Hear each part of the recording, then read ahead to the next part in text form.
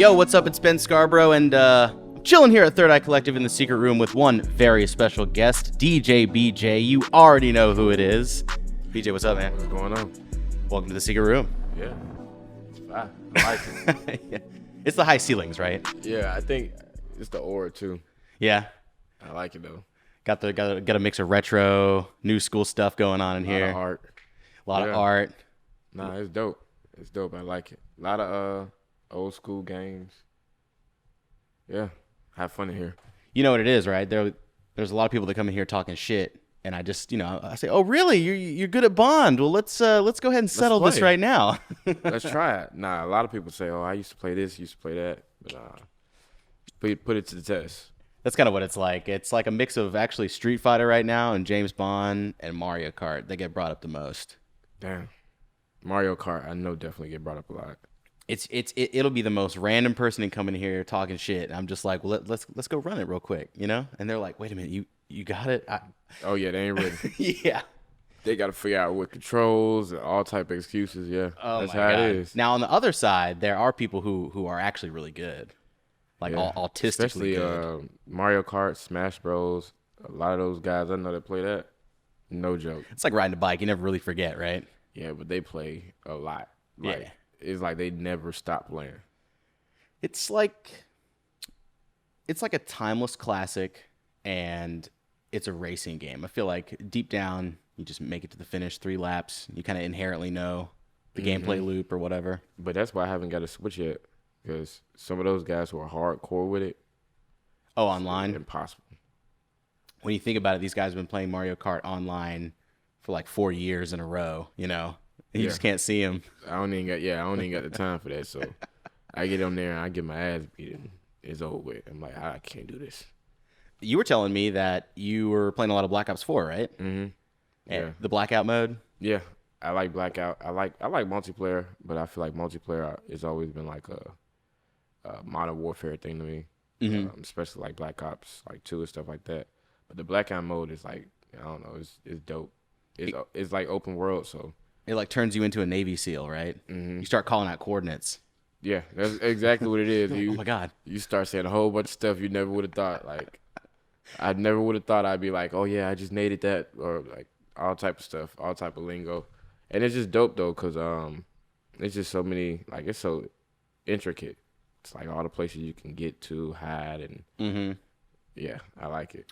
What's going on this season in Blackout? I know they added a bunch of new stuff to the map, right? They got one mode right now called Heavy Metal Heroes, and it's like they give you like an unlimited grapple gun and jetpacks, and whoa, the movement is like very up pace and tempo, and then they have like tanks that drop from the sky. Oh really?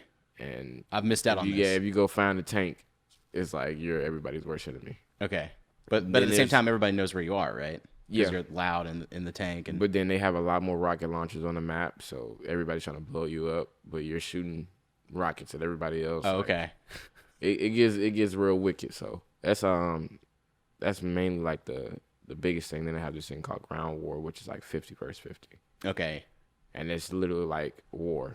Like the closest thing you can get to it, you drop in with teammates. Mm-hmm. And you just go against the other team. Like, it's fun. It's fun. Did you just try out? What was that? Either you could just sit on a hill and snipe, or you can just go, crash out and just go crazy. What's your play style? Are you more sniper, or are you more like up close and personal? Definitely not a sniper. Yeah. I'm more like a SMG shotgun, like close combat type of person. But I move around fast. Like, my movement's pretty fast, so. I don't know. There's some guys who snipe like that, and I need time. Now I can snipe, but some guys go crazy with it. Yeah, sniping on a console, on a DualShock 4, that's like another level of zen right there, Yeah. You got to take a deep breath. And I realized, like, when I watch some of the guys on YouTube, some of them got, like, Astro controllers and all these the SCUF controllers, yeah. So it's a lot easier for them. Gotta up that game, man. Yeah, I'm not spending $250 on a controller. Oh, that's right, it is. Yeah. Until they come with a sponsorship. It's like, until I'm going pro. Yeah. I mean, they had all type of things. Like, I think, like, the back triggers had, like, a stopper they put in it so you could fire faster. And Oh yeah, with the pistol. Yeah, because they drop in, and there's one mode on there where you drop in, like, if you die, you get, like, redeploys, and you'll drop in with a pistol. Mm-hmm. Their pistols are like machine guns. Okay. And it's just, Like semi-automatic pistols or whatever. yeah, it's semi-automatic, but the way, when they got them controllers, Mm-hmm. you can tell. It's ridiculous. Yeah. And you're just like, what did I get shot with? And it's a pistol, and you're like, I'm about to cut this game off. Is it cheating to use a better controller than everybody else? No, I don't think so. Because, I think it's life. Some people have better cars. Yeah, if you got a better car, you got more money, it can get you more opportunities and possibilities. So, nah, it is what it is. Well said. It's just like when Xbox came out with the little Elite controller. A lot of people, right. Yeah, a lot of people's like, I'm not paying $100, whatever. Then a lot of people end up getting it. Mm-hmm. Say like, you know what? If Gotta they got up it, my I need game. it. Yeah, if they got it, I need it. For me, I do well with what I got, Yeah. But like I said, if they come, sponsor me, it's different. Yeah. Definitely, I play with it. That limited edition DJ BJ DualShock 4. I need it. Yeah, I need that. But nah, I don't be mad at it. And it's entertaining too, especially watching some of the guys on YouTube. Oh yeah. Some guys get like 40 kill games, 50 kill games, and I'm like, cool. Like when I'm with my teams and all that, my squads, my little 6 kills in a 100 person match is like it's solid. It is solid. You don't feel like you're carrying the team. No, I feel like it was a team effort. Yeah. Especially when we win. But 50 kills, it'd be like 50 kills and their teammates got like 2. I'm like, man, I don't even know if I want to play with him. Mm-hmm. It made me feel bad. It made me feel like I need to just go play in a lobby by myself. There's certain people who are like playing right now, and that's all they do, right? They're maybe looking for the sponsorship. They're looking for these kind of deals, these brand deals. It's a lot of them. It's one guy out here in Gwinnett that I play with, that I met through Savage, and he, like, that's all he do. And he has no brand deals or anything. I don't even think he wants any. He just does it for the fun of it. For the love of the sport. Yeah. I'm talking, he put hours in. It's like I can get on any time of day, any time of night, and he's on there, and he's just playing. And he's ready to play. I think right now, I think he might have like 5,000 wins right now. Okay, so he's up in and that. I probably got like 100. That's a lot. And of wins. a win is hard to come by. I'm not even gonna lie to you. Because you really got to game the map. You got to be running the map. You gotta be real attentive to people, because some people find these spots and they just hide until. Mm-hmm. Oh, that patience factor. Yeah, they'll just hide. Like, you drop in with 100 people, they'll hide to like 20 people. Yeah. And you might just come in a building, they'll be in a corner, in a dark corner somewhere, and just kill you, and you had no chance. But you got, like, some people upgrade their headset, they hear all the movements. Oh, that's right. Yeah. Like, I got a pretty good headset, but still, there's some guys that catch you off guard. I done seen all type of stuff. Like, I'm never one to go 1v4, but like that guy that I play with, Mm-hmm. He'll wipe a whole he'll squad wipe out. a whole squad 3-4 times in the game. I'd be amazed, because I'm sitting here like, I would not go over there with you. So did you play Call of Duty on PlayStation 3? I did. Call of Duty I had on Xbox. Okay. Then I got the red ring. RIP. And then I was just like, I'm going to PlayStation. Yeah. So then I got the PS4 after the PS3. Now I got the Xbox One too, but I only like playing sports games on Xbox One. Okay, makes sense. I play all the little first-person games, stuff like that on PlayStation 4. Do you remember how they had the controls mapped for Call of Duty on the PS3, where L1 and R1 were aim and fire? It was so weird. And now the triggers on... Did you ever get used to that? I got used to the way it is now. Only reason it was weird to me is because on Xbox, the controller's a little bit different. Mm-hmm. Like, the triggers on the back were way bigger. Yeah. So, and then the controller was just bigger. So, when I played that and it was like R1, L1, I looked for every way I could change it. Mm-hmm. But, I find that in any game you play. Like, FIFA used to be the same way. A lot of other, games where they used to have older versions with different controls. And so, I always just go find, if I can map it out the way I want, it's cool. But they told me, like, with that Astro controller, Mm-hmm. You can map it however you want it. I And think then you can do that with the Elite controller too. probably, and then like the Astro controller has like extra like triggers on the bottom, like under the controller that you can map to any button. It's so that you never have to take your thumb off the aiming stick, and you can like slide and jump and Yeah. reload and stuff. I mean, it sounds sound. It really sounds like a good Yeah, idea. if I wanted to pay $250 for it, I get it, but I don't. You know, you may have maybe some rabid fan out there will get it for you after they hear this interview. Yeah, maybe. Yo, get I this don't know. man a controller. Maybe if they love me, they do. But other than that, I'm not spending my money on it. Real gamer shit. Like for them, I mean, there's a lot of guys who do Twitch and stuff like that, so Right. it'll pay off for them. They'll Yeah. make their money back. Yeah, with all the subs and whatnot. Me, I'm at the house for my own enjoyment. Now, do you have a home studio? I do. That's where I actually do all the mixing from. I Okay. mix exclusively from my home studio. Those long, I built invisible it. hours. Yeah, I built it. I bought the house like 2 years ago, and it's a fairly big house. It was 5 bedrooms, and when I got it, it was just me. Okay. Damn. Yeah, so The East Wing, the West Wing. so I was just like, I want a little game room. Oh, yeah. And I was like, I want a bedroom and a guest room, and I got a room for my niece, and I'm like, this room right here, let me just make this into a studio. Mm-hmm. And so I had some soundproofing built into the house, some acoustic treatment on that room. I had a custom built desk that like literally goes wall to wall. Essential. Yeah, very essential because I was gonna buy one from Guitar Center, and I was like, no. Weighing the options. I found the guy literally who made it to like my liking, exactly how I wanted it. Everything that I said I wanted in there, rack space, everything. He made it perfectly. Then he broke it up to where I could move it if I wanted to, and came and installed it. Some guy in Tennessee, he drove down and installed it for the same price that I would have paid at Guitar Center. So Awesome. then I made some additions to the house. I knocked down some walls and built some, some extra stuff. But yeah, that's where I do all the mixing for the albums that I work on, songs that I work on. I do it in the house. So, for everybody at home that's listening in that may not know this, you work really closely with Young Nudy, right? Mm-hmm. That's the main artist who I record and mix. And DJ for. The tape that he just, like, Mr. Mm-hmm. Did you have anything? Do you have a hand in that? Yeah. So, Mr. He actually recorded that. Probably. He recorded his part like maybe a couple months before I started working with him. Okay. Like almost 2 years ago. But when it came down to the album, because this album's it was like 2 or 3 years in the making. A lot of those songs were older songs that Pierre had recorded himself. Mm-hmm.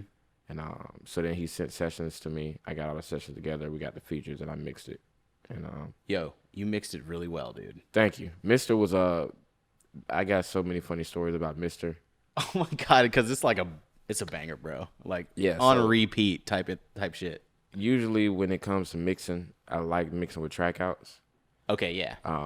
Pierre, he's very particular about the way his tracks are mixed. So Mr.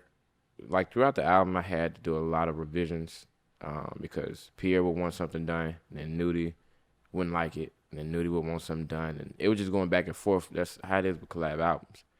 Mr. was one of those tracks that's just like first mix I sent in, and like that's it, nailed it. And then I'm just like, you kind of get used to revisions. You're waiting on it, and I'm just like, I nailed it. Like really? Like I ain't gotta.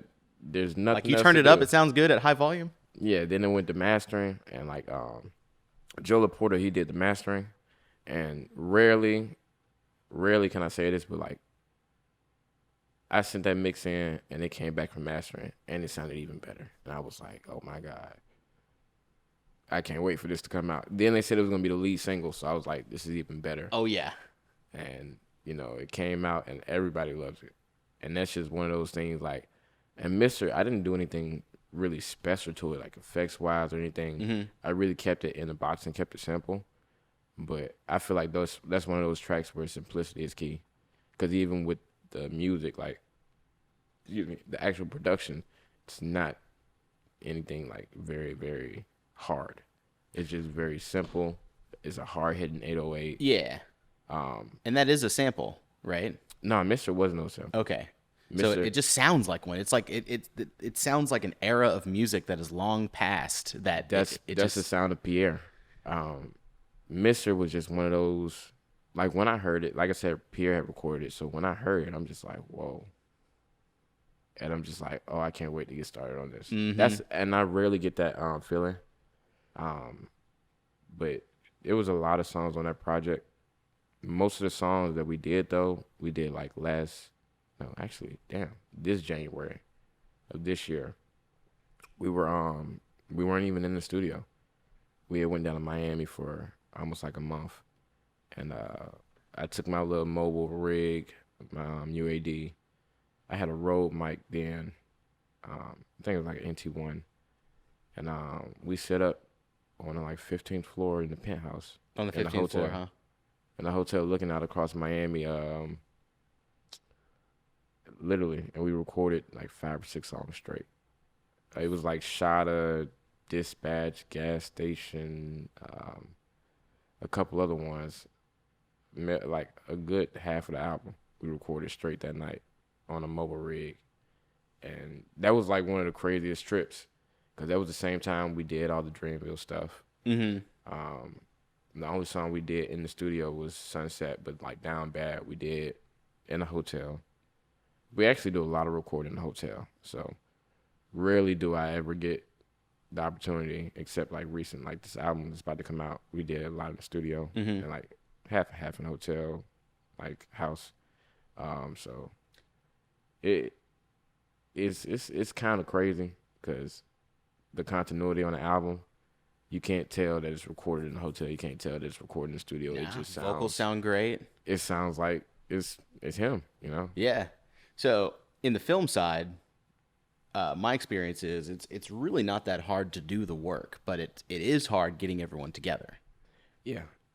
It's not hard to make music sound good, but it's hard to please artists. Okay. Because then you got to please the artist, please the A&R, please the label, please the producer. And I think what really comes down to it is the personal relationship. So like me and Nudy, we talk about everything, but when it comes to him, we talk about his sound and like where it has been, where it's going. And even with this new album, he kind of experimented and it came out real dope. And it was like from Slimeball 1 and 2, where I had nothing to do with the projects. It was very street, very like grimy, very and people loved that. Then he came out with Nudy Land, and it was like a different sound, melodic and darker music. And people at first, and what I realized a lot, what happens, people at first when it's a new sound, they don't like it. Yeah, they're put off by it. But then like a year later, everybody's like, that's the best album he dropped. Like their whole tone changed. And I'm like, a lot of y'all hated it the first listen, first week. Those one listen reviews, y'all thrashed it. It was horrible. Music grows on people, right? That was the biggest thing. It grew on people, and now they want more of that. But then you have like core fan base who wants more of Slimeball 1 and 2. So for him, it's like balance. Like he wants to give people what they want, but then he also wants to try what he want to do. And this album, I think he accomplished that. He gave people what they wanted. He has songs for every type of fan he has. Then he has some newer crossover type music, and I think it's so dope. And I just can't wait for people to hear it because I've been listening to it for like a year, some of the songs, and it's one of those things where the music is so good I just can't let it live on my laptop. And that's how get it out there. That's how that song with Playboi Carti was. When we couldn't get that sample cleared, it was one of those things like, this song is so good. Like, I won't even be mad if it leaked. It didn't end up leaking, but I was like, I'm not even mad at it. Dude, that is probably one of the most important leaks in recent memory. It's ridiculous. Because of the legs that it got. And imagine if you guys had cleared the sample. Man. It's one of the things that hurt, but at the same time, it's the business. when I seen that it went #1 on Spotify viral charts off like somebody illegally uploaded, Yeah. and then just all the just Twitter and Instagram memes. Yeah, like and they're like, what the hell is this song even called? What do we call it? Right? It's cute. people made up their own names. Yeah. Like, and that's the crazy part. It was like off a 10-second clip. I remember the day like that little video clip came out, and next day, people had recreated the instrumental. Yes. I'm talking about. I'm listening to the version Pierre sent me and the version they made. I'm like, wow. It's like 1-to-1. It's 1-to-1 almost, and they had an intro on there, so I'm like, it might have been better. Yeah. But it was just so crazy, and even then, it didn't get crazy until we got close to the album, and even then, we didn't know if it was going to release because they were still trying to clear it. Even after the album came out, we were talking about Deluxe with it on there, and she just wouldn't budge. Okay. But that song, it would have been platinum, like ridiculously. Oh yeah. Regardless, but I felt like that song would have been top 10 on Billboard. Oh yeah, easily. Just because as many videos as RCA and Sony takes down off YouTube every month, Yeah. those videos will get millions of views. The memes though. And that's what it was like. And I'm big on it, so I'm on Twitter, and I just literally search Kid Cudi, and nobody's talking about Kid Cudi. Yeah. They're talking about the actual song. Like, how does Kid Cudi feel? Pissy Pamper. Like, how did that? And it's crazy because then Playboi Carti, he performs it at live shows. Oh, cool. So he performed it at Rolling Loud, and Everybody's going crazy. yeah, but Rolling Loud tweeted out a video of him performing it, and they didn't call it Pissy Pamper. Okay. Like, they called it Playboi Carti, like Kid Cudi. Okay. Then Kid Cudi like quoted it and was like fire emoji. Ooh. Like, I'm like, this is crazy. This is getting to a point where it's ridiculous. Like, Zeitgeist. I'm like, this would have been crazy. Like, I would have put people on a remix and still wouldn't come out. So the international, like, that's a Japanese track? Japanese. A lady named Mai Yasami, I think how you say it. She's the one who, man, it's older. I don't even know how Pierre found that. That's a deep-ass cut. It's deep. And then it was another song that it didn't make the album. It was the original intro that had another Japanese sample. Mm-hmm. That's when I realized Japanese people do not play about music. No, they don't. And they're very, very particular because even then, even if they do think about clearing it, they don't want to have no cuss words. Oh, that's right. Yeah, the image. So I made like the cleanest version of that song, sent it over for clearance, and they still denied. And the crazy thing, I won't put a figure out there, but Sony offered a lot of money. Oh, for real? They saw the potential. They got behind it. Yeah. And she still turned it down. So I'm like, at that point, she don't care about the money.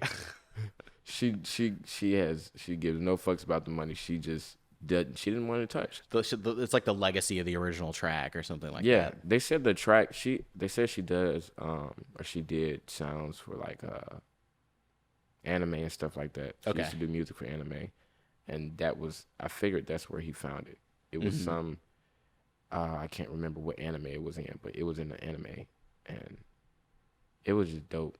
Even when I heard it, I'm like, is that a sample? Like, it's dope, but at the same time, like you said, sometimes Pierre makes some beats that you can't tell. It's like dreamlike and otherworldly. I would use to describe some of those. One beats. of my favorite songs that Nudy did is Hell Shell, and it's like you hear it, and it's like, where is that sound from? Like, if I had to tell you what sound it is, what is it? It sounds like some alien shit, but happy alien taking over the world, like. Like, he drugged me and I'm just happy that everything's like going to shit. Like, what is going on? Like, that's how I feel every time I hear that song. So what's your experience with going out into the field and recording sounds out in nature and bringing them back into the studio? Okay, I did it before. Iffy. I did it with what did I have? I had a U87, but it was plugged into a portable hand recorder. Oh, like a Zoom It was mic? a Zoom H4N. God, I freaking love the Zoom H4N, man. What a classic piece of hardware. But the thing I liked about the Zoom, even without me plugging the mic in, just that stereo recording it has. Yeah. So like sometimes for that project that I was working on with that, it was a band. It was like a rock band. Mm-hmm. For the project that we did for that single, sometimes I use a mic. I had a couple mics at my disposal. I had a shotgun. I had the stereo mic on the Zoom. Then I had a U87. And then I had a Sony C800. Okay. Um, I would honestly say some of the best sounds I got came from the Zoom's stereo mic. Brilliant. Like it just sounded so good. Because it's like wave files on the go. And then on top of that, you got everything. So even when I had the shotgun mic, it had the wind filter and everything. So that kind of took away from it. But that Zoom, you got everything. Just maybe a slight wind. Mm-hmm. Just you can hear it. It made everything sound good. And the only time we used it was like skits and interludes. Okay, like, yeah. We did the vocal recording in the studio, but they wanted it to feel as though they were outside, like mm-hmm.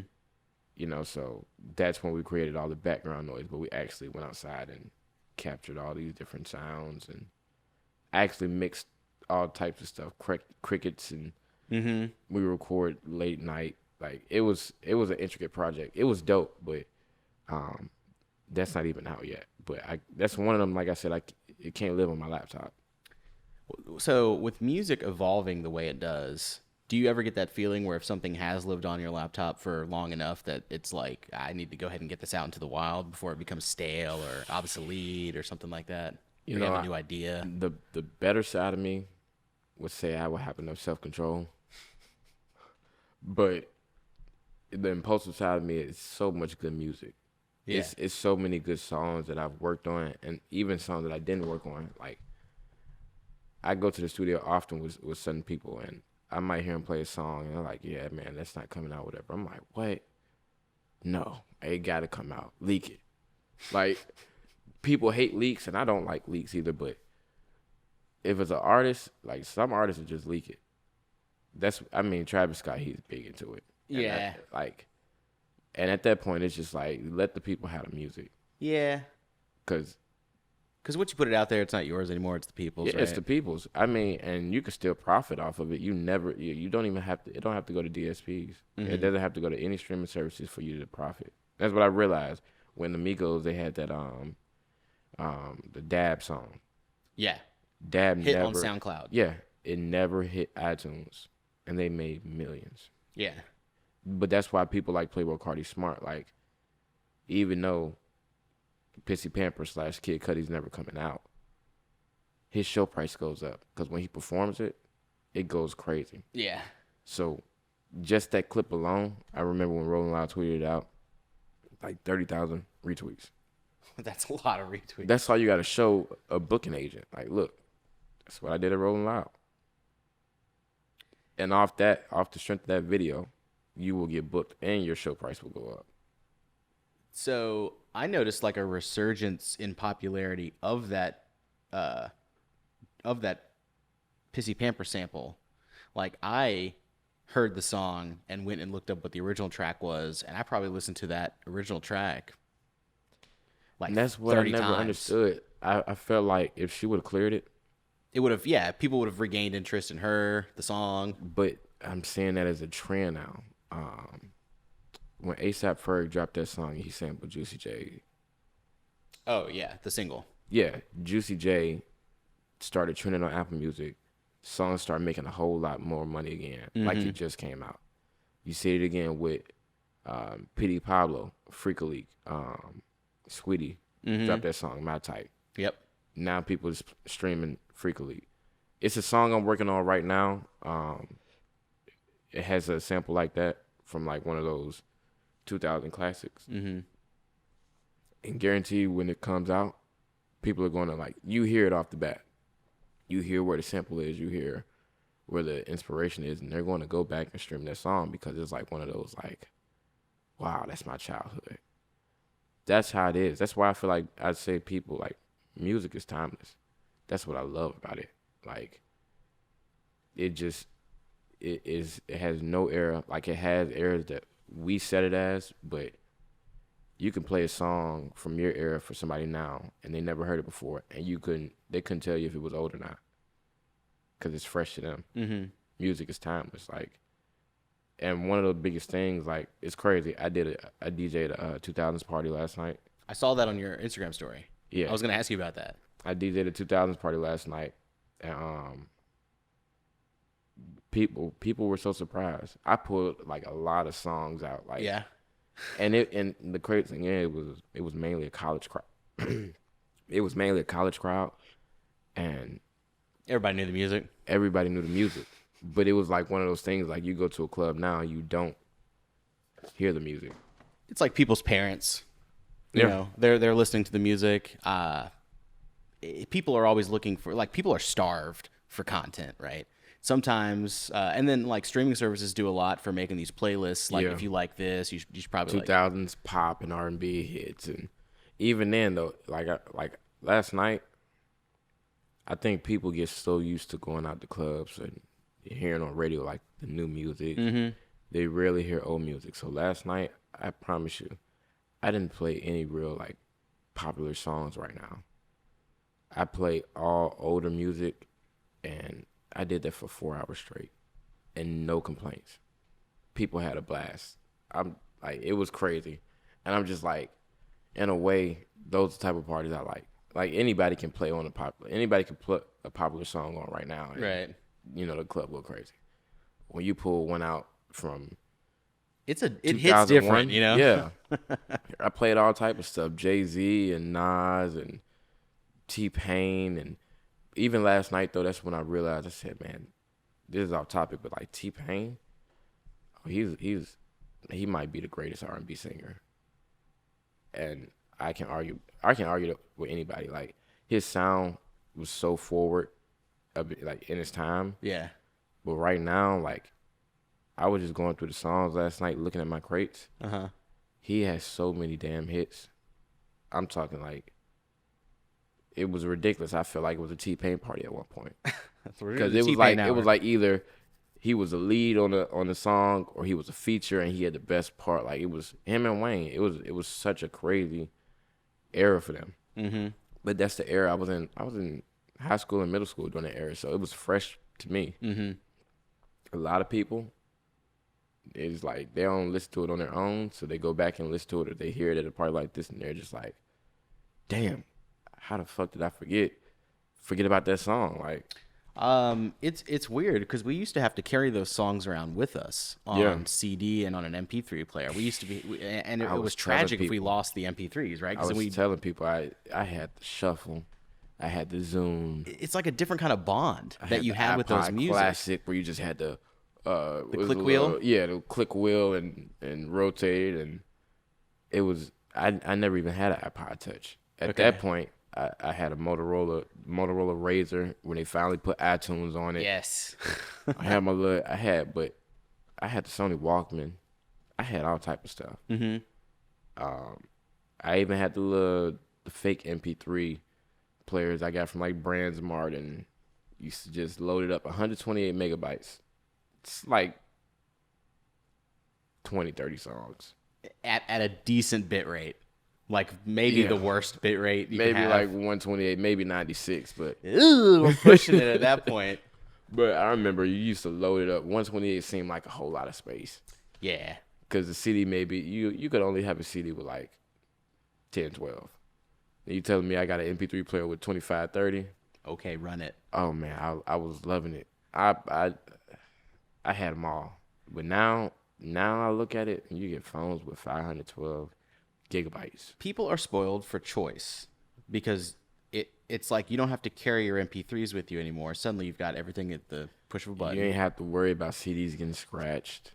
You ain't have to do none of that. Like, that was my era, and I don't know. I was thinking about it the other day. I feel bad for this era, and not necessarily like my niece. She has a little iPad tab like I got her. She has YouTube, but like I feel like I cherish music. I just cherish things a lot more when it was like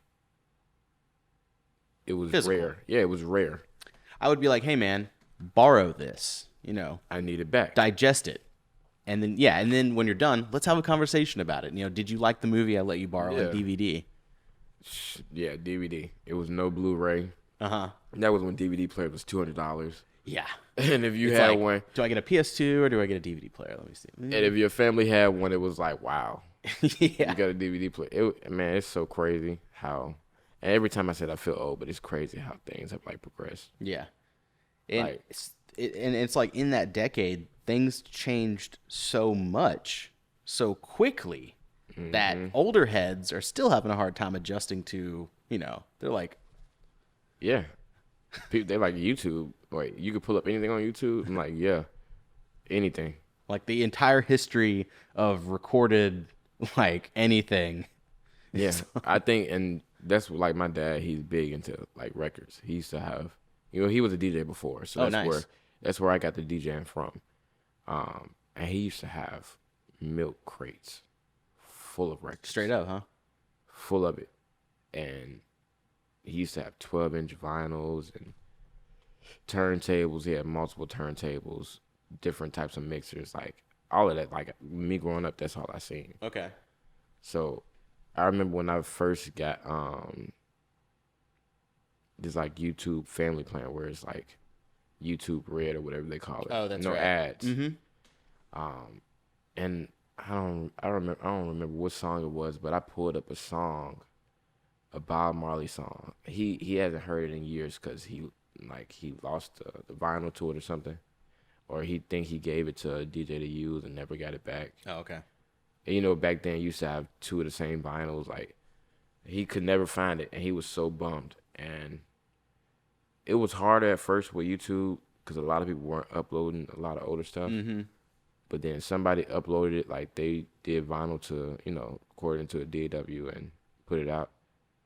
And he almost wanted to cry tears just off hearing that. That's beautiful. That song. And I'm That like, is beautiful.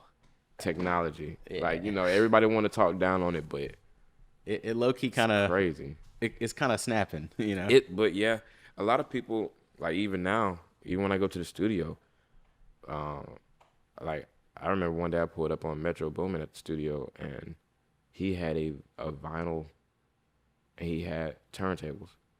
He had literally a crate full of vinyls. And he's sampling straight into Pro Tools, FL. Okay. He's recording straight into FL. What a sight, right? And I'm just like, wow. People like, wow. That's the cleanest signal you can get. I'm talking even the cracks, pops. It was very vintage. Okay. And you even just go back and listen to his last album. And a lot of that, along with how it was mixed, but he had live instrumentation on it. Mm-hmm. He did it like that. There's like a lot of piano on that. Yeah, he recorded all those samples. That's like, amazing. Straight off vinyl. That's great. I didn't even know that. That's like another layer of trivia that I didn't know about that album. A lot of people don't, but that's how intricate music gets. Because you got the guys who can sample, they just grab something off YouTube and like the worst streaming quality, and you know they do what they do, but that was like the purest form of art. Like if I ever imagine Kanye when he has sessions, that's what I think he does. Okay, yeah. 5 beats a day Yeah, for 5 summers or some shit. yeah, something like that. Just straight pulling up vinyls and recording it. Like I can only imagine. So, and you manage 2 artists right now, right? Producers. Okay, Yeah. they're producers? Yeah, so on this new album with Nudy, they produced probably about 85% of it. Okay. Just them. It's those two. I think the only other producers we have on there is like DJ Mark B, Molly Raw, and Blessed. Other than that, these 2 producers produced every other track. That's great. Like 85%. And I found them, believe it or not, when I started recording for Nudy. I set up a beat email. Or there was like a beat email set up, but it wasn't really used. But Like some beat submissions? Yeah. Okay. For, you know, followers of his to send beats in. Because, you know, he had his select group. He had Pierre. He had everybody he used. But I was just like, everybody keep asking me, how to get beats to him and everything. I hate giving out my personal emails. Yeah, makes sense. I hate when people go on my Instagram bio and use that email. Mm-hmm. This is the email to send it to. I stressed it. I said, if you don't send it to that email, I'm not playing it for him. So we go through the email, but more times out of not, I'll listen to it before he listens to it, because he's not going through 1,000 emails For sure, a yeah. session. I'll pick out the ones that I feel like he would actually like and then play it for him. One of the guys, 20 Rocket, he was only 19 years old. And I remember one day I just started picking out a whole bunch of beats, and I'm like, this is hard. And then I was playing for Nudy, and he was like, this is hard. Like, and he's never one to remember producers. Like, he just likes a sound. Yeah. But he was just like, after I kept playing him after session, new beats, he's like, who is this guy?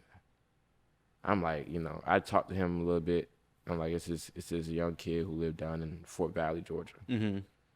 Like 2-3 hours away. He like, man, he hard. Like one day he was like, call him.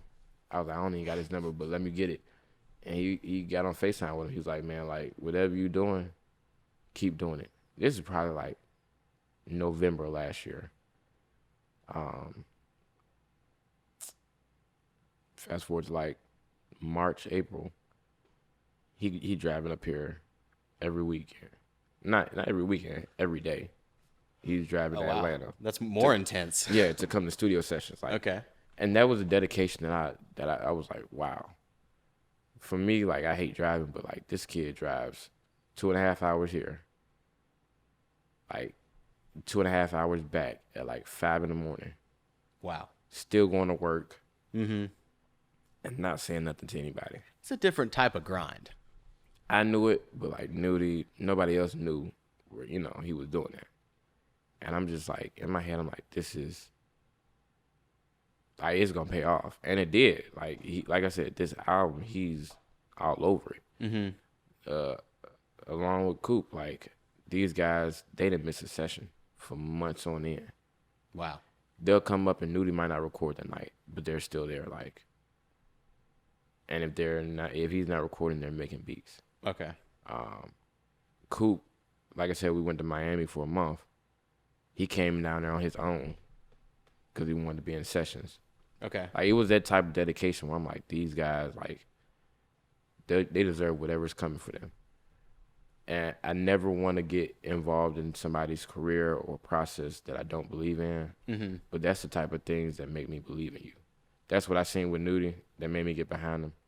And so then when it came to them, and I'm just like, I want to see guys do good. And I have connections with a lot of people right now that I feel like producers, it would be a plus for them. Yeah. Especially with artists and just the reach I have with different artists. So I was like, if I want to work with anybody and put them in a better position, it's these guys, because I seen everything that they put into it. And they never once said anything, asked for anything. Like this, like Rocket, he would drive up here 2 hours, 2.5 hours, gas money. It was like he was working he worked at a gas station. It was like he was working his job to fund Coming his up there. trips. Yeah, like. That's beautiful. So now it's like, man, when this money come in from these records, already on advance and all that, you good. They got a house up here now. They both stay in a house that Nudy paid for. Like, wow. He's behind them. So I'm like, I'm behind y'all too. Like, that's really special. Yeah, so shout out to you guys, man. Keep it up. Yeah, I mean, even after I leave here, we're going to a session. Oh, that's great. I set up a session for him with this R&B singer. So they work nonstop. When they're not in the studio, I got it set up for them at the house. They're making beats at the house, like nonstop. They got the tools that they need. Yeah, we just went to LA. We're in the studio every night, 9 to 9 in the morning. And when we're not in the studio, we're in the Airbnb. Their headphones on, making beats. Wow. I'm playing the game. I'm chilling. They're making beats. Hungry. And that's the type of shit I like. That's why, like I said, they deserve everything that's coming for them. Okay. And so, yeah, I at first, I didn't want to manage anybody. Mm-hmm. But like I said, when it's somebody, like, I feel like I can get behind them, and I only want to see them do good, that's when I actually get involved in the process. Because I thought about managing artists and producers for a while. Hey, man, wake up. Yeah, I thought about it, but it was just never one that really grabbed me Okay. until now. Yeah. Yeah. How cool to be in a position like that where you can, you know, kind of Yeah. like. I mean, but I've seen how that could help and how it could hurt. And I pride myself on trying to learn from other people's mistakes. Okay. So, like I tell you, it took a while before I even got involved, but I was just at a point where I'm like, okay, I can give them the extra push that they need. Mm-hmm. Just even me connecting and striking deals for placements, and like that make me so happy. I don't even like. I'd be more happy to call them and tell them, hey, your song got placed. Like, let's do the paperwork. Yeah. Like I'm happy. I want their music out there. I'll do it. But yeah, that two producers that I'm getting behind. Like I said, and it's crazy, cause when this album come out, their stock is gonna go up. See, like Justin May did with Baby. Yeah. I'm telling you right now, it's gonna be just like that. And these kids are only 19, 20. I think Coop's like 25, 24. Okay. They're young, but they're hard. I realized that when we was in LA. I'm telling you, like I had a whole bunch of like legendary producers come. Charlie Heat, Justice League, Okay. Metro, Yeah. Yeah Ali, who works for Chris Brown. You're like Business Avengers Assemble real quick. Business Boy, Cardo Got Wings, like, and these guys get in the room with them. Oh, Day Trip. Okay. Take a day trip. These guys get in the room with them, amazed. So then Day Trip, they're like, oh, we want to cook up with y'all. Mm-hmm. And like Day Trip, they've been going crazy lately with the Lil Nas and Mo Bamba and all type of stuff. Yeah, Panini's up there right now. Yeah, and these guys are like, we want to work with y'all. Like, so that's when I'm looking like these dudes are the truth. You're like the puppet master. I'm talking about Justice League. Like, if you're a fan of Rick Ross or anything like that, DJ Khaled, those guys are legendary. Mm-hmm. Like, those guys are nice. They got in that room, and they were blown away. I'm just like, I'm sitting there just looking at them, like, they're just playing beats for them, and I'm telling them, okay, play this beat. Like, I already know what beats, so I'm like, play that beat for them. And they play it, and I'm just looking at these guys' face, and they're just like, wow. And I'm just like, that's all I need to see. I'm leaving the room now. Like, y'all, you do what you do. We was in LA for a week, and that's all it was other producers coming, and literally all I could say is, right now, Nudy love working with these guys. So if you want a placement, my suggestion is you work with these guys. And they were like, let's go. Day Trip was like, let's go right now. Like, awesome. And they had their own setup. Like, that day, it was Day Trip, Bless, Coop and Rocket, Kid Hazel, all in one room. And it was some hard music came out that room. How did the Revenge of the Dreamers project come to fruition? That was one of the craziest experience. They had already been planning on having like some type of workshop, like collaborative effort. Because there's a lot of cooks in the kitchen. Yeah, on that project. So the day it started on the Sunday. Nobody there was no, how everybody had a little flyer at one point. Yeah. Nobody had posted anything. It's a guy that I work with, Steven Docris, SRDTV, and I'm looking at his Instagram story, and I see a whole lot of engineers and producers I know all in one room. So I'm like, did they just have like a listening session, or like it was just one event? Mm-hmm. So I asked him, like, what's going on? Where y'all at? Like, I want to come over there. I'm pulling up.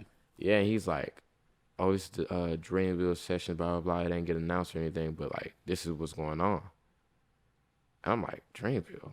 Like, Cole and all that? And he's like, yeah. And I'm like, we need to come. Like, we need to be there. And believe it or not, like that next day we were there. That next day, Nudy pulled up, and that's when he met Cole. And he wanted to record, but that like it was so many people recording in those rooms, it wasn't a room open for him. Oh, really? So he went home, but he told Cole, he was like, we gotta do a song. We did. I stayed there. I stayed there till about 7 a.m. It was to a point. It was just me, Chase the Money, who was the producer of the song Sunset with Pyrex. It was me, Chase, and Cole in the live room, in the live A room at Tree Sounds. Love Tree Sounds. And we're just pressing, like, plugged in FL in the speakers, like some live speakers.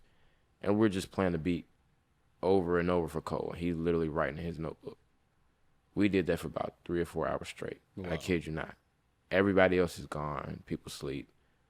And it wasn't until about 4 a.m. where Cole's like, okay, I'm ready to go in the booth. And that's when he did his verse and everything for Sunset. And I'm just sitting in the room like, this is ridiculous. And he comes out. And this is when I realized how dope Cole is. Most artists will come out and be so stuck on how they did it. They don't want no advice. They just want people to be like, oh, that's hard as hell. Like, they just want yes man. Cole comes out, and he's like, playing it. He's playing it back, and he's, looking around. He's like, how y'all feel about it? Everybody's giving their takes, whatever. He looks at a select few. He looks at me. He's like, what do you think I should do? Like, what do you think I should add? What do you think, is it cool like it is? And in my head, I'm like, what? Me? I don't know what to tell you. I'm like, you're the artist. You sold platinum records. Like, right. You're asking me? He was like, I just want to make this, as comfortable in the pocket for Nudy as possible. And he's just like, you're one of the guys who's in part of his process. So just that, I'm like, wow. Like, he has no ego at all. And we got his part done. The next day, it was like a Tuesday, me and Nudy performed at Adult Swim. And he was asking me the night before, he's like, if I finish this record, you think Nudy can come back the next day and put his part on there? Mm-hmm. I'm like, oh, no. I'll make it happen. I'll make sure he come. Okay. Sure enough, he pulled up after the Adult Swim thing, and he laid his verse down.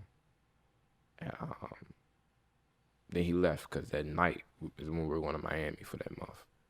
Okay. Wow, so that's all happening. Yeah, it's all happening at the same time. And after he played his verse, he literally leaves. I got Cole's hard drive with all the sessions from Cole on it, and I put it on his hard drive. And I'm going to hand deliver it to him because I'm like, I'm not messing this up. Nah.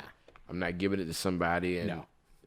So I go hand deliver it to Cole. And he's in the A room. And I walk in, and it's T.I., Rick Ross, Wale, Cole, Jid, Earth Gang. They're all in there.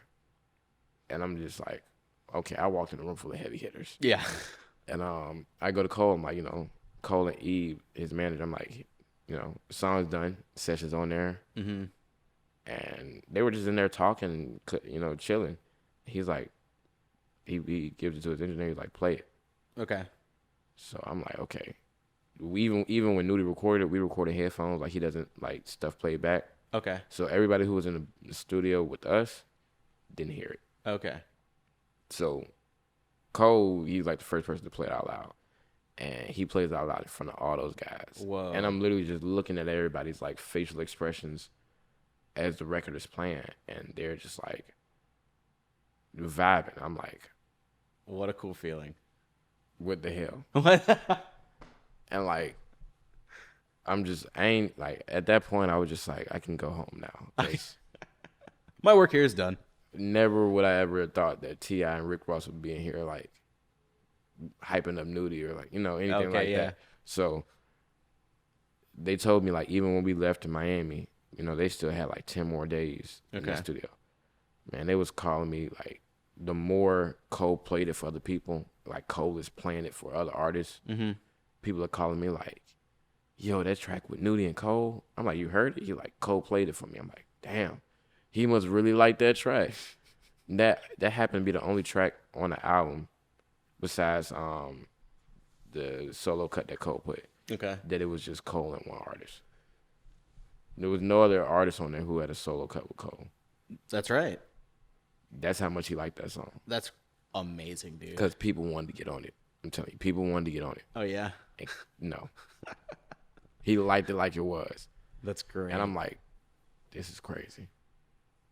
That wasn't supposed to happen. We were never supposed to be at those sessions. You know, I mean, I guess we were, but it happened. It just happened. You were like, "What's going on over here?" I think that's how it was. That's how magical it was. It was so dope. It's like one of those things like you can't recreate it. Yeah, it's like in the moment. That's an amazing story, and that actually kind of like restores my faith a little bit. Actually, no, I take that back. A lot in the process. Yeah. There's a lot of music that comes out that seems like it's thrown together and it's, you know, the artist knows that they're giving it away for free and they need to get out there so bad. But it's like the origin story of such an awesome song can happen in such an innocent, pure way. It just restores my faith in music, you know? When the album dropped, because you know the album went gold. Yeah. Before the month was over. Yeah. I mean, it's got so many, yeah, so many people involved. But now, when the album had dropped, obviously the album was trending. Revenge of the Dreamers was trending. The only other thing that was trending was Nudy. Like, Nudy's name was trending worldwide. And I'm looking at all the tweets, like, we gained a lot from that, but a lot of people were just like, I never would have thought Cole and Nudy. I seen a lot of tweets like, I never knew I needed a Cole and Nudy song until now. Yes. And I'm just like, this is crazy. Like, and I'm in my head, I'm like, I know we're about to go on tour. Like, oh yeah, everything worked out perfectly. Yeah. Like, to this day, like, even now, I still think back to that. Like, it wasn't like so many things could have happened to where we couldn't have came. And but you could say that about anything, but just that session, no sessions period. I dropped in on like one more day when we got back.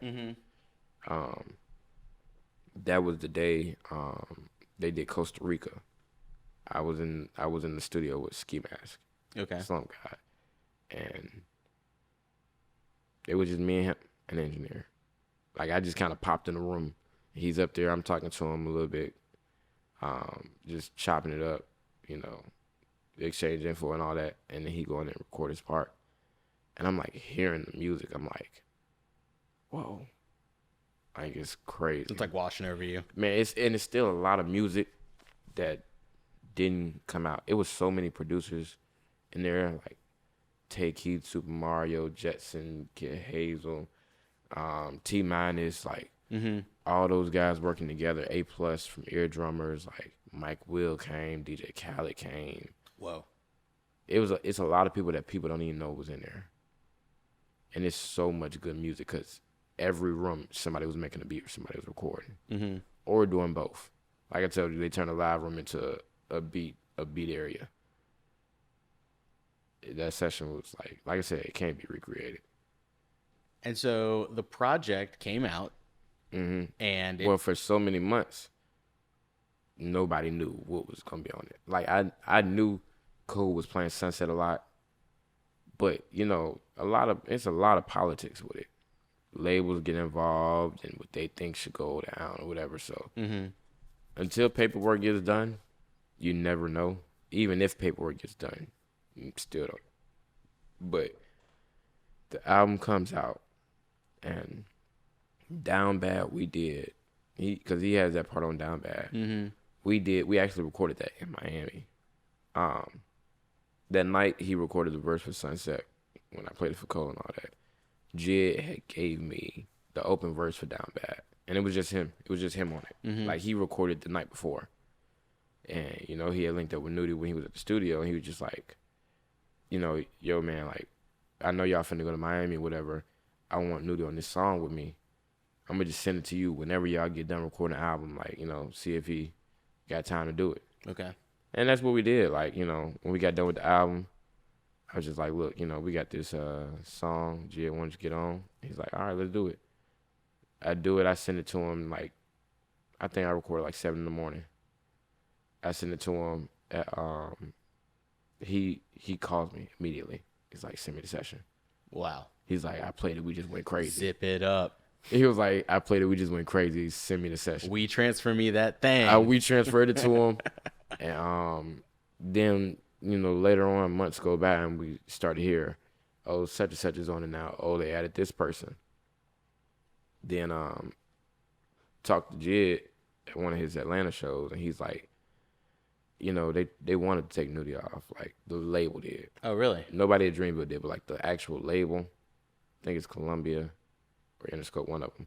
They wanted it to just be a Dreamville cut. Okay. But he was like, him, Cole, and Boz, like, pushed him like, Nudy needs to be on this somehow, some way. Mm-hmm. And everybody in that song had a 16, and it just made Nudy 16 into an 8. Okay. But it was like, he has to be on it some way. And even the version we cleared, Nudy was like the last person on it. Mm-hmm. So I was like, okay, that's cool. He's the last person on it. That's a good way to end the song. I'm talking about when the song came out, it was a whole different version, and he's the first person on it. Oh, wow. Yeah, that's right. And I'm just like, whoa, hold on. And again, people just like, who is this Nudy guy? Like, he's the first person on this song, and Cole's like fourth or something like that. Uh-huh. He's the first voice to hear. That's And so everybody's strong. just like, where's the full verse? Like, I need to hear the full thing. I'm just like, this is dope. You had some people who were just like, it should have just been a Jid, Nudy song, whatever, like it was. But like I said, that was one of those things where it was too good to live on a laptop. So, and the video's about to come out too. Even then, like, videos always bring shit back up. So Yeah. the video's about to come out, and again, people, I think that song's about to, I think it might have already went gold. I think it's about to go platinum. Wow. So, like I said, for sessions that's not even supposed to happen, not only did we get on the album, not once but twice, which is rare. I don't think any other artist outside of Dreamville artists was on there more than once. But now the album's platinum, so I get a plaque from that. The single's about to go platinum, and Sunset, I think, is about to go gold. Like, for something we weren't supposed to be at, and it went #1 on Billboards. That's 4 plaques off like a DM. Where y'all at? What? It's crazy. Where are y'all at? Yo, stories of inspiration here today in the secret room. This is just, keep your head up. Producers out there, engineers out there, artists out there. Yeah. What I just heard, and what we actually all just heard at the same time, should let you know that you should keep your dreams alive, and you should definitely work your ass off, because you never really know what kind of opportunities you can get by just being yourself. You want to know the craziest thing? What's that? I've only been engineering for 4 years. For 4 years. Excellent. It's really, like, I realize it's really off who you know. Yeah. And when you get the opportunity, you do what you're supposed to do. You handle your business. Yeah. You don't drop the ball. You be a good team player. You work well with others. And you just handle your business and you blow them away. That's all I've been. That's what I built my career off of. Like, you remember, like, one of the first artists who allowed me to actually have full control was No Plug. And from there, it went from No Plug to Savage to Nudy to, then I did Nudy's album, and everybody want to work with me. Mm-hmm. And now I'm, like, exclusively, like, I barely record anymore because I'm mixing so much. Okay, yeah. And I ain't gonna lie, I kind of like it that way. I'm in the comfort of my home. He's in post-production. Yeah. I'm in the comfort of my home. I can make my own schedule. Uh-huh. I know I have my deadlines, but, I can break it up to whatever works for me. He made himself a boss. And that's, but it started off when I used to come here, like every 2 days or something. Mm-hmm. I used to record for free. Like, I just wanted to record. I just wanted to be in the studio somewhere recording somebody, like, hands-on. Mm-hmm. That was, like, the most valuable experience, more than school could ever did. Like, just cut your teeth. Yeah, learn as you go. That was me. And yeah, I came here, like, I came to Third. I felt like, if not every day, every other day. Uh-huh. I was in here for free. I was Ubering because I ain't have a car at the time. Uh-huh. Even the Ubers was costing money. Like, Oh, yeah, like $50 here. $40 here. so I'm, like, going in a hole, but, like, It was worth it. That was my sacrifice. It was worth it. For the experience. Yeah. Even just being around people, like the right people. Mm-hmm. And that loyalty pay off. And I guess that's one of those things that made me look at the producers that I work with. Like, I see shades of myself. Like, the sacrifices I did, y'all have your own sacrifices, but you're not crying about it. You're not asking for handouts. You're not. Nah. You know, because if you pull up to a session after a 2.5 hour drive and you don't use any of your beats, you know, it's a little like, oh, damn. Like, I might have came out here for nothing. None of that. It was never none of that. So I look at them like I see shades of myself, and that's what makes me so excited. Because that's what got me to where I am. So I tell them all the time, man, y'all got plaques coming too. Right now, I got like 7 or 8 plaques I got to order. And I'm like, this is going to be y'all. Yeah. Within a year. Year or two, like, easily. And so, like, that's just what, like you said, it's a story for everybody. Like, don't ever give up, because let me tell it, I wasn't supposed to be engineering. I wasn't supposed to be doing none of this. Like, I really wasn't. Everything just worked out how I was supposed to. And now it's like, now I'm on a wave and a ride that I'm just riding along, seeing where it takes me. You're going to look back on your 20s and be like, oh, man. Yeah. I mean, even now, like, just artists been around, artists I work with, artists I grew up listening to. I like people who are, like, one of my closest friends. Like, crazy. It's one of the craziest life, things. Man. Yeah. That's why I just be so happy. And I'm so happy that, like, put other people in a position. Because, you know, if it wasn't for people looking out for me, like No Plug, like, I wouldn't have opportunities I have now. So I, like, always pay it forward. Oh, yeah. Like, you don't need to do nothing for me, man. As long as you, like I said, can handle your business, as long as your music sounds good, like, I'll link you to whoever you need. Like, I tell people that all the time. They always ask me, how can you do this? That's why I made the beat email. Like, you know, anybody can send something in. Just make sure that you handle what you're supposed to handle. The proper channels. I'm not getting to a level where I'm like, I only work with the big producers. No. And that's Nudy's the same way. You could have, like, it don't matter. You could have Grammys. It was actually a producer, I'm not going to name, but worked with one of my favorite artists, won a couple Grammys, got certifications out the ass. He didn't like any of the beats. Really? And you know, some artists would just be like, I'm going to record on your music just because of who you are. No. He got to like the music. And his beat selection is so pure and so, like, selective. None of that matters to him. So that's the same way. Like, you could be some little kid from Idaho, 16-year-old making beats. If you make a hard-ass beat, boy, look, you got a placement now. We don't care about none of that extra, who you used to work for, or who you got placements. None of that. You got that one. It's like the music speaks for itself. Yeah. That is fucking awesome. Yeah. But yeah, that's how it is now. That's the process. Like, we still go in that email every session. Every session we're in that email. You guys hear that? He's going in the email looking for beats, y'all. Young Nudy Beats at Gmail. We're in there. He's in there listening to him, so, you know.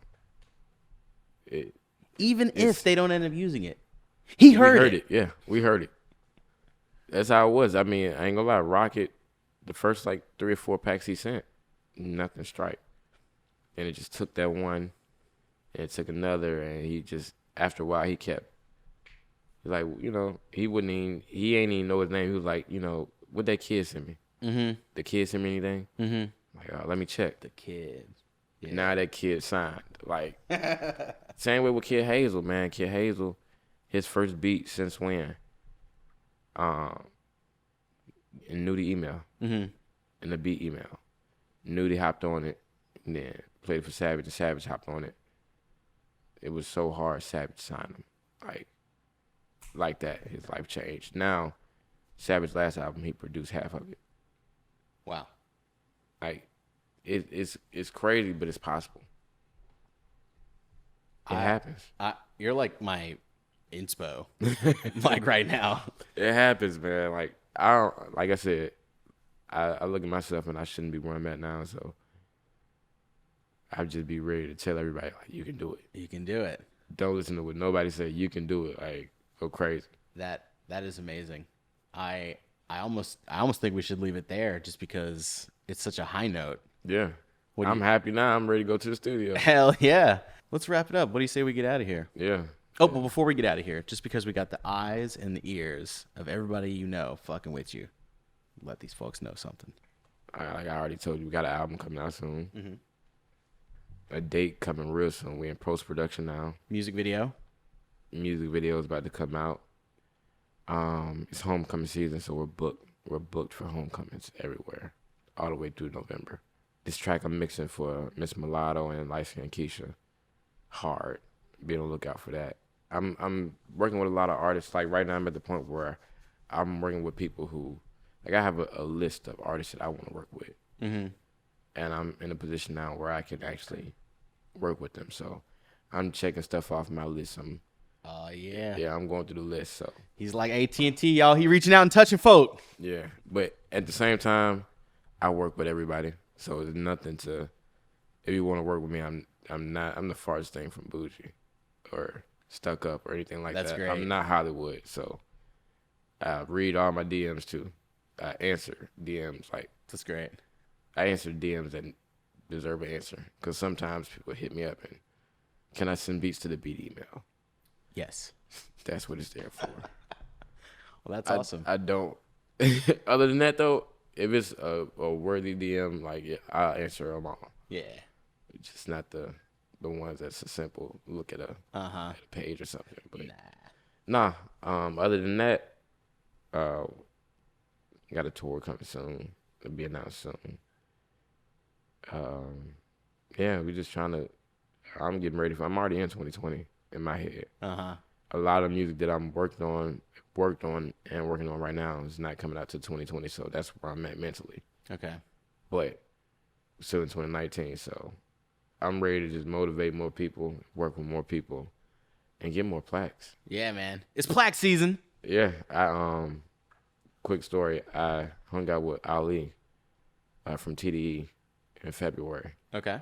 the weekend after he got his Grammy, Yeah. and him telling me the process behind that and the Childish Gambino record. I was more inspired. I'm still inspired. That's how I want to inspire people. So Great. that's where I'm headed towards. I'm gonna get me a Grammy too. I'm gonna get me. It's one for Grammy sure. season. Yeah, I'm gonna get me one for It's sure. Hall of Fame season. You about to find out. History book type beat. Yeah, and then people going diamond that I know. People getting Grammys that I know. It's so attainable. It's so in my reach that I'm hungrier than ever. That is awesome. What a killer episode of The Secret Room. Yeah, I like the Secret Room too. You know, I got to come back here. You know, I thought about starting a podcast. You should. I think if I do, I'm coming back here. You totally should. It's we'd love to have you here whenever. I like it. Yeah, like I said, they had changes here too, so it's a lot. It's a lot more dope too. Third Eye Collective shit. Yeah, Well, where it all started for me. Yeah. Where it all started. It was home for a long time. TEC. But yeah, I like it. Secret Room. That's dope. You heard it first. It's DJ BJ and Ben Scarborough chilling here at Third Eye Collective in The Secret Room, and we'll catch you guys on the next one. See y'all. Peace out.